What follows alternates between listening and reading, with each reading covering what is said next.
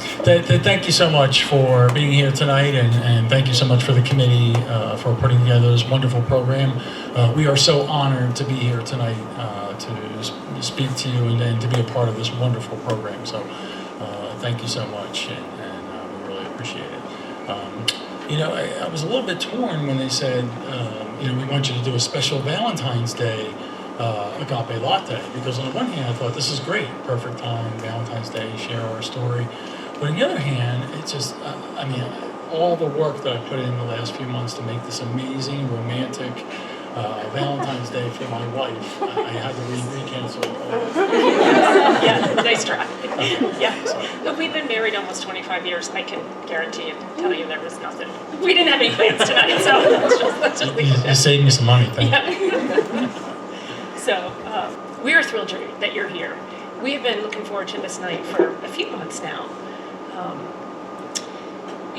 We love what we do. We love working in higher education. We love being here with students. We love being present with students. We love being on this journey with all of you, with students. So something like this tonight is just something that we absolutely love. I was thinking about this as we were putting our thoughts together. Tom and I combined have over 40 years of experience in higher ed, in student and academic affairs on Catholic college campuses. There's been some great things in there. We've had a lot of wonderful opportunities, but our proudest achievement, the thing we are most sort of grateful for, and the titles that we absolutely love are Mom and Dad. As was mentioned in our very nice introduction, by the way, we do have 3 sons, a BC grad, a Hamilton senior, and a Boston College first-year student. I should note, too, we have notes, which is a little silly because we're here to talk about our story. You might wonder why we have notes. Honestly, it's more to keep us on track, because we could be here all night and we've got like 20 minutes. So if we look at our notes, I apologize in advance, it's more to keep us where we need to be. All right, yep. So why are we here tonight? So we were asked to talk about how we see God working in our relationship, in our friendship, in our marriage. And I can tell you, God has been working with us in our relationship, in our marriage, from the time that we set eyes on each other. God has been with us in the good times and the challenging times. He has been there for us. When we started talking about this, how we wanted to narrow down this talk, because again, it was a sort of very broad topic, we kind of got stuck. We were going in a lot of different directions, and we sort of for a few days just stopped talking about it. And then one day, not too long ago, I was picking Tom up. I was leaving my office in Kearney and stopping by Stokes to pick him up from work so we could walk home. And he came sort of bounding out of Stokes Hall, and he said, "I've got it! I've got it! Shoot your shot! We've got to talk about shoot your shot!" This whole idea of shoot your shot and finding the courage to do things that you might be uncomfortable with, that would, a risk that you may take, that you might fail. And he kept going on about shooting your shot, shoot your shot. And I, quite honestly, had no idea what he was talking about. And I felt like the very uncool mom. So I Googled it, and when I Googled it, I came to a definition from the Urban Dictionary. That was my first stop. So, to shoot your shot is to let go of your pride and pursue someone you are interested in. To shoot your shot is to take a chance, no matter if you might fail. To shoot your shot is to be brave and do something that might be embarrassing. So these are the definitions we're using when we talk about shooting your shot tonight, because there was a few definitions I can't repeat tonight, okay? So these are the definitions I want you to keep in mind. And tonight we're going to share 2 stories. Again, we're not going to be here all night. We've got 2 stories that we want to share. One is about how we met and started dating, and then more on a professional level, how we made the decision to relocate from Pennsylvania to Boston for Tom's job here at BC. And our hope is that you see a theme through these stories, which is how we found the courage to together shoot our shot. All right? after we finish the stories, we want to make sure that we have plenty of time for questions. So please, as we're going through here, think about some questions, because this is what we love to engage in this kind of discussion and dialogue with students. So the number one question when we have students over for dinner and we have informal discussions is, how did you meet? So that's what we'll share. But just kind of a little bit of a background. I grew up in New Jersey. I'm one of three kids. Grew up in a family. My mother passed away a couple of years ago, but my parents were married for over 50 years when she passed away. As I grew up in South Jersey, went to the University of Delaware for my undergraduate, and then ultimately to Florida State for a master's degree. I'll never forget, I was a political science and history major during college, and so I thought, what else could you do with a political science and history major except go to law school? But I wasn't entirely convinced that was my path, that was my vocation. So I went to go see, a couple weeks before graduation, went to go see a professor that I developed a good relationship with, and he was part of my study abroad experience. And I went to him and asked him for a letter of recommendation, and also just asked him some advice. And we had a long conversation about the type of work that I wanted to do, but he asked me a question I'll never forget. And he said, despite the work that you want to do, he's like, what kind of life do you want to have? What kind of person do you want to be? And I'll never forget that, because it really stuck with me in terms of what it meant to me in terms of my vocation. And I did some discernment after that, and really found that education was more my calling than going into the law profession. So I'll never forget that in terms of his pointed question about that. A little bit of my backstory. I'm originally from Western Massachusetts. I'm one of 5 children. My parents had 5 kids in 6 years, so we're all very close in age. I'm a twin. Very exciting. My parents tomorrow will be married 54 years. Quite an accomplishment. Moved around a lot while I was growing up. My dad worked for a very large multinational company. I think by the time I was a sophomore in high school, we had moved 11 or 12 times. I went to Villanova University as an undergrad, absolutely loved it. Wish they had a program like this when I was there. I got what I thought was my dream job. I was very excited at the time to work in a finance program for a very large multinational company. Thrilled beyond belief. Hated every second of it. Was behind a computer crunching numbers all day, and really after about a year was just really missing that human connection. So knew that this was not something I wanted to be doing forever. So as I mentioned, higher education I felt was my calling, and so I came upon this job at Villanova that was seemed like a perfect fit. Grew up in South Jersey, followed Villanova basketball. Really wanted to work on a Catholic college campus, and so saw this job posting, was so excited about it, applied for it. Come to find out, there was over 200 people that applied for this job, and it came down to I was one of the 2 finalists for this job for this final interview. So I go to campus, and I rocked it. I killed this interview. I did great. I walked out of there thinking, they're going to offer me this job, and everything's going to be great. Well, about a week later, I got a call, and they said, Tom, we really thank you for coming. We really enjoyed meeting you, but we're going to go ahead and offer the position to someone else.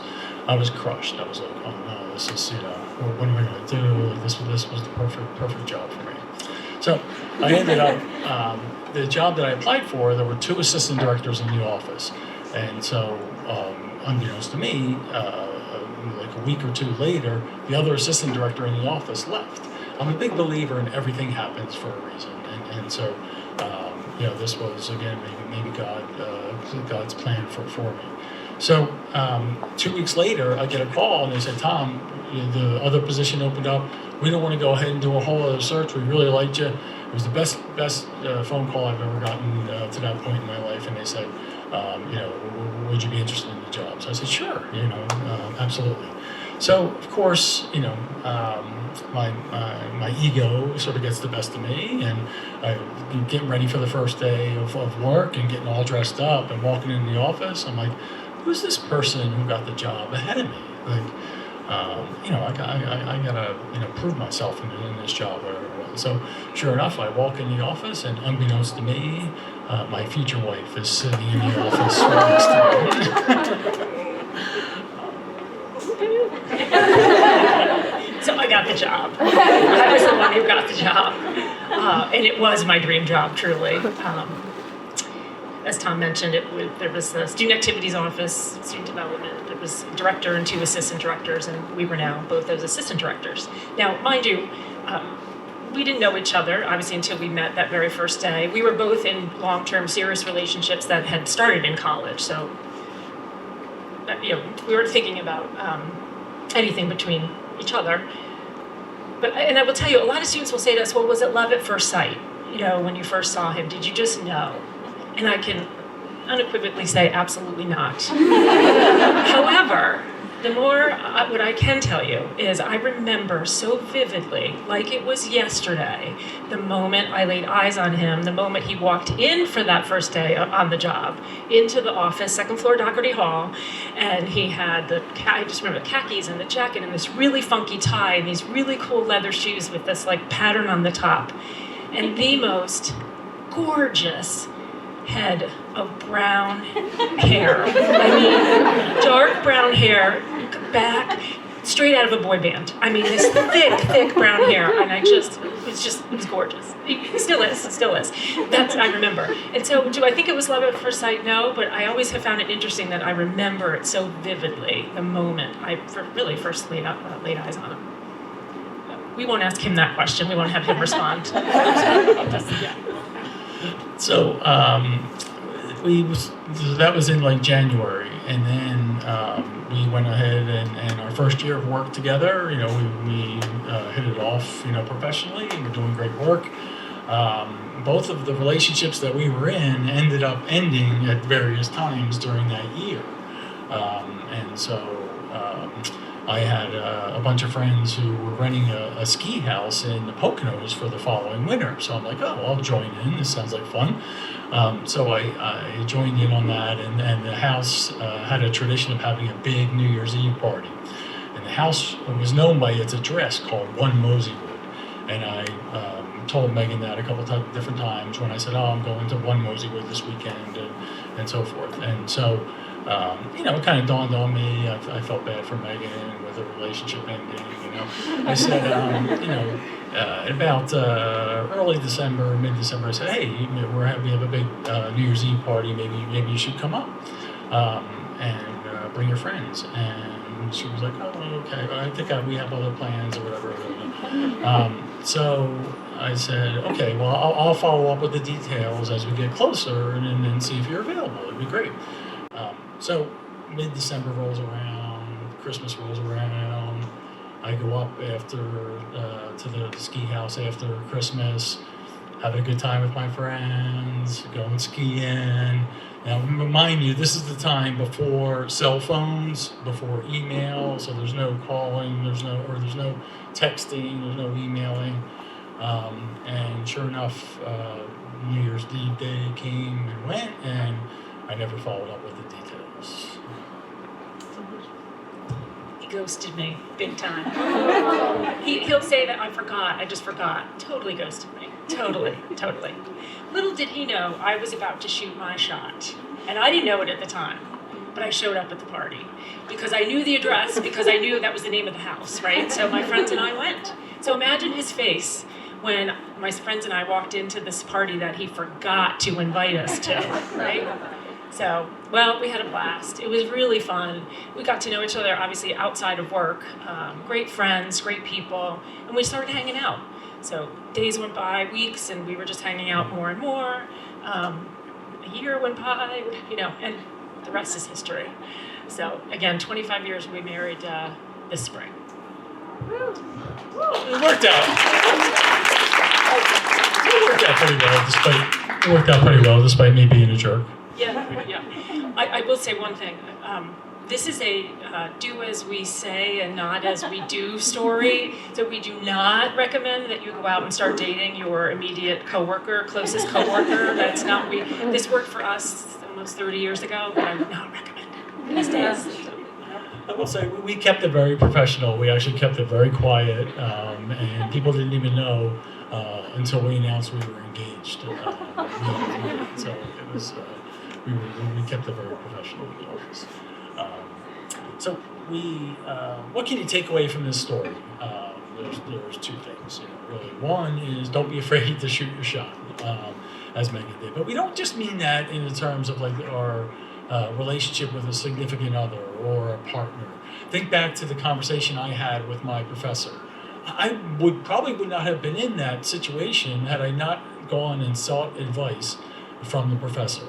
If I had not, put myself out there to develop a meaningful relationship with a mentor. And you have so many wonderful people on campus, and we include ourselves in that in terms of, how we're, not that we're wonderful, but that we're available to you, and so we count ourselves in that. But you have so many wonderful people, professors, mentors, advisors, club advisors, and staff. So please don't be afraid to put yourselves out there. The second part is, we often hear that there's pressure for students at BC in particular to find your soulmate in college, and that if you don't leave your senior year, with finding your soulmate and having a date in St. Ignatius Church booked for your perfect BC wedding, that somehow you're going to be condemned to a life of solitude. That is not the case, and obviously, that worked out for us, to not have continued the relationships that we had in college. The college, we both had relationships with people in college that extended beyond the college years. So if you are in a relationship with somebody, that can work out. Contrary to popular opinion, college relationships do not have an expiration date on them.